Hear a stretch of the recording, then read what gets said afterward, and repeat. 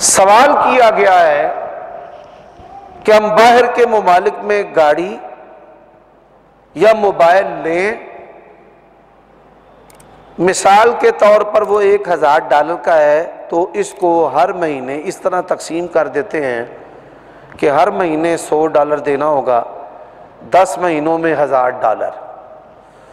لیکن وہ اس طرح کرتے ہیں کہ اس کے اوپر انٹرسٹ ریٹ لگاتے ہیں۔ مثال کے طور پر ہم نے پہلے مہینے $100 دیا، دوسرے مہینے 2% اضافہ کرتے ہیں جو کہ $120 بنتے ہیں۔ کیا یہ دینا جائز ہے؟ جبکہ اس کے علاوہ اس کا کوئی اور حل نہیں ہے۔ بیرون ممالک کے اندر سودی معیشت ہے اور انگریز اور کفار بھی اس کو مارکپ اور سودی معیشت قرار دیتے ہیں۔ ضرورت کی جو چیزیں ہیں جیسے گاڑی ہے، مکان ہے، موبائل ہے، ضرورت کی بنیاد پر ایسی چیزیں لینا یہ درست اور جائز ہے۔ خواہشات کی تکمیل نہیں، ضروریات۔ خواہشات کیا ہیں کہ ایک موبائل ہے ایک اور لے لو، ایک گاڑی ہے ایک اور لے لو، مکان ایک ہے ایک اور لے کر کرائے پر دے دو۔ تو ضروریات جو ہے اس کی بنیاد پر ان چیزوں کو اختیار کیا جا سکتا ہے۔ انسان معاشرتی طور پر مجبور ہوتا ہے۔ اللہ تعالیٰ یہ نہیں چاہتے کہ میرا بندہ جو ہے وہ بے بس ہو جائے، لا یکلف اللہ نفسا الا وسعہا۔ اور نبی علیہ السلام بھی جب صحابہ کرام سے بیعت لیتے تھے تو بیعت دیتے تھے جتنی تمہارے اندر طاقت ہے۔ اچھا، سب سے پہلی بات یہ ہے، یہ جو مسئلہ ہے کہ جو لوگ یورپ میں رہتے ہیں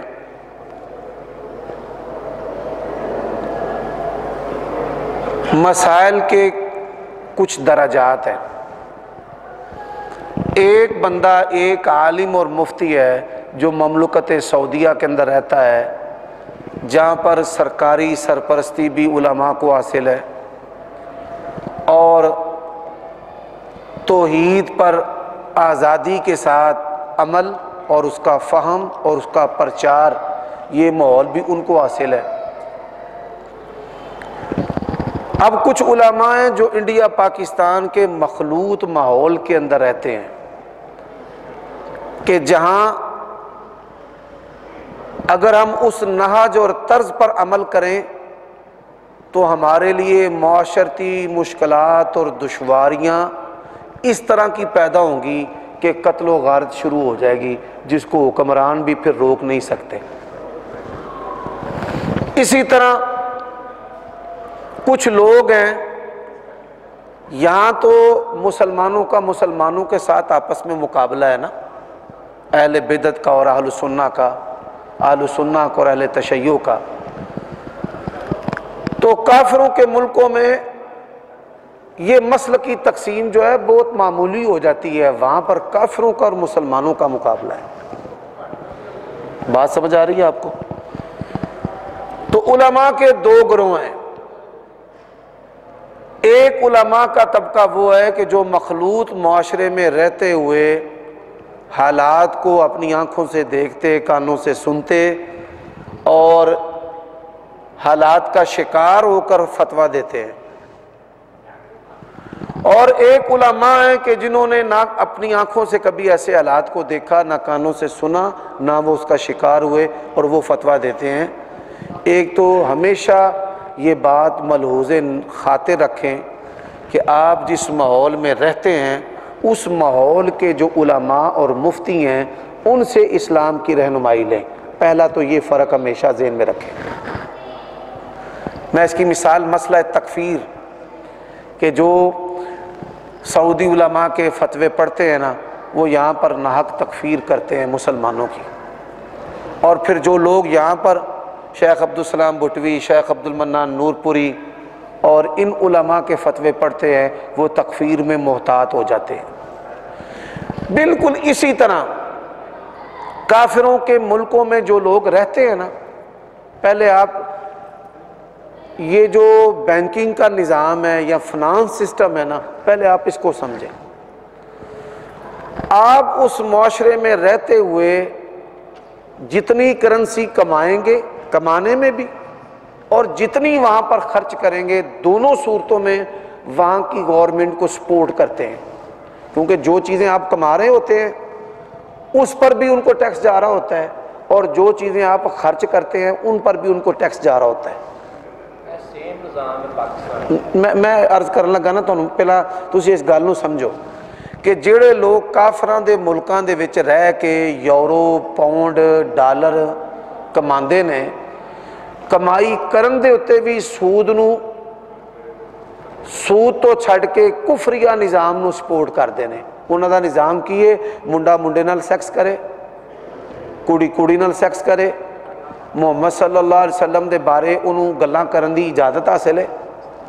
انہاں دیاں حکومتاں دا اے نظام ہے، اور اس نظام نو جڑی بنیادی سپورٹ کردے نے ساڈے بندے، اوتھے رہ کے دانستہ، غیر دانستہ، شعوری، لا شعوری، آمدنی اور خرچ دوہاں تے کردے نے۔ پہلی گل نو اے سمجھو، یہی وجہ ہے، میں اردو میں دہرا دیتا ہوں۔ بھائی کا یہ سوال ہے کہ آج آپ نے سوال و جواب کی نشست میں یہ کہا ہے کہ ضرورت کی بنیاد پر کافروں کے ملکوں میں مکان لینا، گاڑی لینا، موبائل لینا جس پر وہ سود لیتے ہیں، ضرورت کی بنیاد پر جائز ہے۔ وہ کہتے ہیں کہ میں کئی سالوں وہاں رہا ہوں اور بڑے سارے میں نے علماء سے مراجعت کی ہے، سب نے مجھے یہی کہا کہ آپ اس کو اختیار نہ کریں۔ اب ان کے اس سوال کا جواب دیتے ہوئے میں آپ کو یہ بات سمجھانے کی کوشش کر رہا ہوں کہ جو لوگ کافروں کے ملکوں میں رہتے ہیں تو وہاں پر رہتے ہوئے کمائی کرنے پر بھی وہ اس نظام کی سپورٹ کرتے ہیں، کیونکہ انسان جو کمائی کرتا ہے اس پر بھی حکومت کو ٹیکس دیتا ہے، اور جو پھر وہ چیزیں خریدتا ہے، خرچ کرتا ہے، اس پر بھی وہ حکومت کو ٹیکس دیتا ہے، اور اس ٹیکس کے ساتھ وہ ان کے نظام کا معاون ہے، دانستہ و غیر دانستہ، شعوری اور غیر شعوری طور پر۔ اور یہ عمل جو ہے وہ گھر خریدنے سے، موبائل خریدنے سے، گاڑی خریدنے سے بھی عند اللہ بڑا ہے، شرعی طور پر بڑا جرم ہے۔ بات کی سمجھ آ گئی؟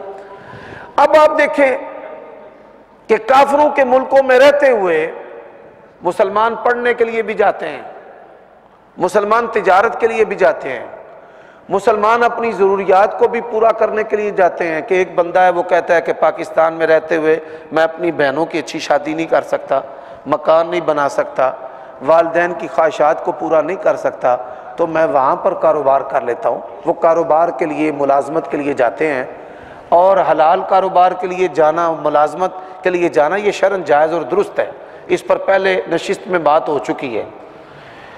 اب وہاں پر رہتے ہوئے اگر اس کی رہائش اپنی ہے، گاڑی اپنی ہے، موبائل اپنا ہے، تو اس کی حیثیت مستحکم ہے بنسبت اس شخص کے کہ جس کا گھر اپنا نہیں ہے۔ اس کی آمدنی کا زیادہ حصہ کرائے کی صورت میں چلا جائے گا، گاڑی کے کرایوں کی صورت میں چلا جائے گا۔ تو ان ساری چیزوں کو جمع کرنے کے بعد ہم یہ سمجھتے ہیں کہ موجودہ حالات میں جو لوگ مستقل وہاں پر رہائش پذیر ہیں، کرایوں پر خجل خوار ہونے کی بجائے ان کو وہاں پر رہائشیں ضرورت کی بنیاد پر لینی چاہیے، ضرورت کی بنیاد پر لینی چاہیے، اور ہم اسی کو راجع اور درست سمجھتے ہیں، مسلمان کے حق میں بہتر سمجھتے ہیں۔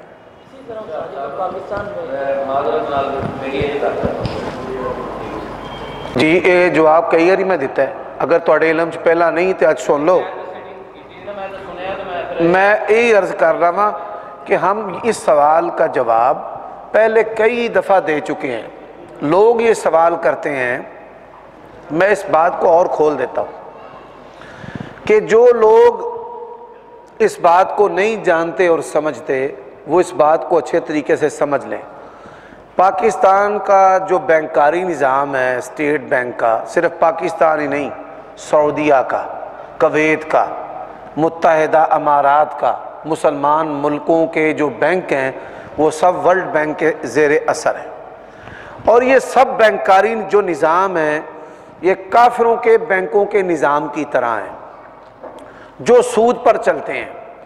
بعض جو بظاہر اسلامی بینک ہیں جیسے میزان بینک ہے یا دبئی اسلامی بینک ہے، ان کے نام تو اسلامی ہیں، انہوں نے مختلف اصطلاحات بنا لی ہیں، انہوں نے بڑی چالیں ہیلے جو ہے وہ کریٹ کر کے سود کے لیے اور ان چیزوں کے لیے دروازے کھولے ہوئے ہیں یا اس کو چھپانے کی کوشش کی ہے، لیکن حقیقت یہ ہے کہ یہ انگریزوں والا نظام ہے۔ اب پاکستان کے اندر رہتے ہوئے یہ صرف بینکاری نظام نہیں، بینکاری نظام سے نیچے ہمارے گلی محلے کی، مطلب آپ یوں سمجھ لیں گلی محلے کی طرز پر، یا ہمارے علاقوں میں ایسی کمپنیز ہیں جو نقد ادھار کی بنیاد پر چیزیں دیتی ہیں، جن میں موبائل بھی ہیں، موٹر سائیکلیں بھی ہیں، ریفریجریٹر بھی ہیں، LCDs بھی ہیں۔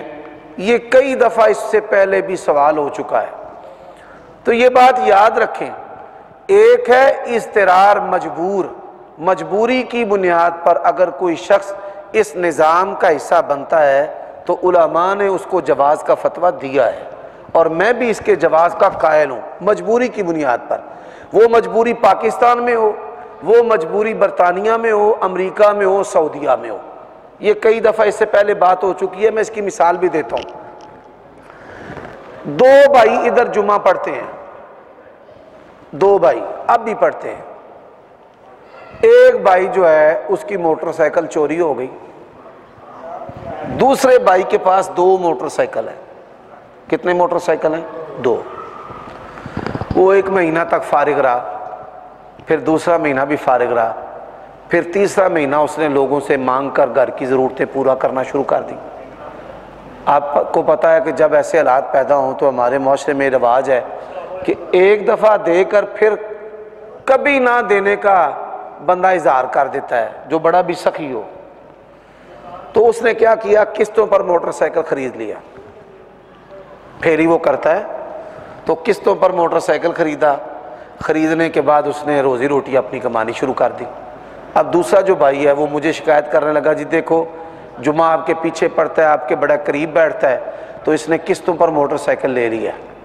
تو اس نے کہا کہ اس میرے بھائی کے 2 موٹر سائیکل ہیں، ایک استعمال یہ کرتا ہے، ایک اس کا بیٹا کرتا ہے، میں نے اس سے درخواست کی کہ مجھے ایک دے دو، اس نے نہیں دیا۔ اب 3 ماہ تک میں مشکل حالات کا شکار رہا ہوں اور مجبوری کی بنیاد پر میں نے یہ چیز خریدی ہے۔ اب مفتیوں اور مولویوں کو اللہ تعالیٰ نے کوئی ایسا اعلیٰ تھرمامیٹر نہیں دیا کہ وہ کسی کی مجبوری کا لیول دیکھیں کہ یہ کتنا مجبور ہے، ہم اس کو فتویٰ دیں۔ مجبوری اللہ جانتا ہے یا وہ بندہ جانتا ہے؟ ہم نہیں جانتے، ہم نہیں جانتے کہ جی اس کے اپنے اندر موجود ہے کہ اس نے اپنے دل سے پوچھنا اور اپنے حالات کو دیکھنا ہے۔ تو مجبوری کی بنیاد پر ایسی چیزوں کو اختیار کرنا یہ درست اور جائز ہے، ایسے لوگوں پر کسی قسم کا کوئی فتویٰ نہیں ہے۔ جی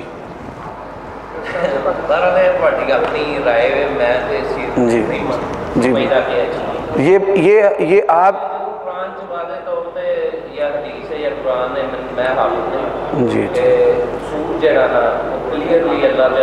جڑے پیسے تساں جیب وچ پائے نے نا، انہاں وچ بھی اونی دیر تک میری گل سمجھو، میری رائے سے یہ فتویٰ ہے، فتویٰ رائے کی بنیاد پر ہوتا ہے، اور رائے کو قبول اور رد کرنے کا اختیار آپ کے پاس کلی ہے۔ آپ مجھے کہیں میرے منہ پر کہ مجھے یہ رائے قبول نہیں ہے، اچھی بات ہے، اللہ تعالیٰ نے آپ کا ایمان اور آپ کے حالات بڑے مضبوط رکھے ہیں، لیکن ہر بندے کے ایمان کا درجہ اور حالات کی جو مضبوطی ہے وہ آپ جیسی نہیں رکھی۔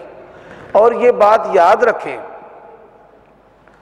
اللہ تعالیٰ کی توفیق سے میں اس بات کو بھی واضح کر دینا چاہتا ہوں، بعض علماء فتوے دیتے ہیں کہ انہوں نے سودی نظام سے فائدہ اٹھایا ہوتا ہے۔ میرے کسی بھی معاملے کے اندر میری گاڑی، موٹر سائیکل، کار، میرا بھائی، کوئی چچا، کوئی ماموں، اللہ تعالیٰ کے فضل و کرم سے کسی ایسے عمل کا حصہ نہیں ہے کہ جس کی وجہ سے مجھے یہ فتویٰ دینا پڑے۔ اور یہ فتویٰ جو ہے صرف میرے اکیلے کی رائے نہیں ہے، یہ فتویٰ میرے اکیلے کی رائے نہیں ہے۔ جو شیخ ہیں حافظ الیاس اثری جامعہ کے اندر شیخ الحدیث ہیں، بخاری پڑھاتے ہیں، آپ کبھی ان کے پاس بھی بیٹھیں، تو تصویر کے 2 رخ ہیں۔ ایک رخ ہے کہ جن کو اللہ تعالیٰ نے ایمان کی مضبوطی دی ہے، اور دوسرا رخ ہے جو مجبور ہیں، تنگ دست ہیں۔